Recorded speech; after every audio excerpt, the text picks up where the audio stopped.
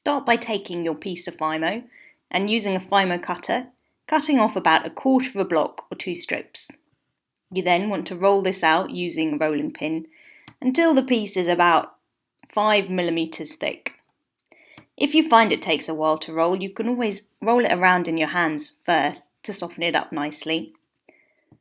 Once it's 5 mm thick, take your FIMO cutter again and trim the edges of your piece so that it's a nice, neat rectangular shape.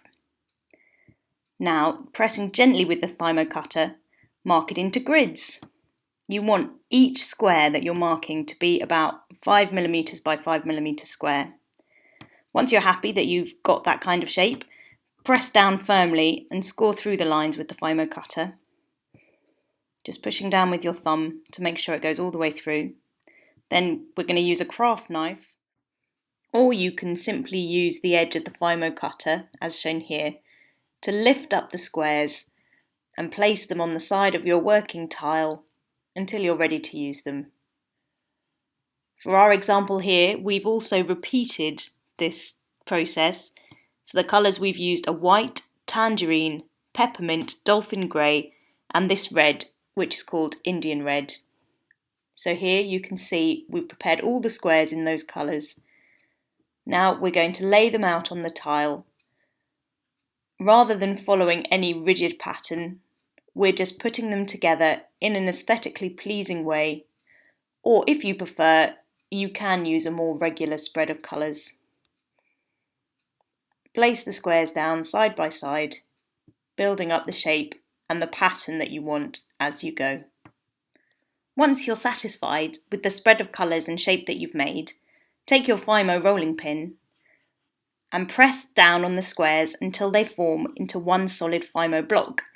It's important to roll both ways across the FIMO to try and keep your squares as regular as possible.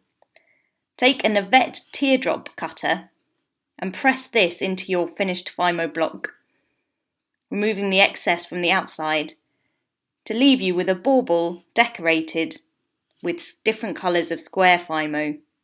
If you want to make more of a diamond pattern within your bauble shape, you're going to need to build your FIMO block up slightly larger. So put in an extra row of squares around the outside and then use the FIMO rolling pin to form it into one solid FIMO shape, rolling both ways as you did before. You take your Navette teardrop cutter again, press it across your FIMO shape so that the squares are forming diamonds within your finished bauble. Remove the excess FIMO from the outside.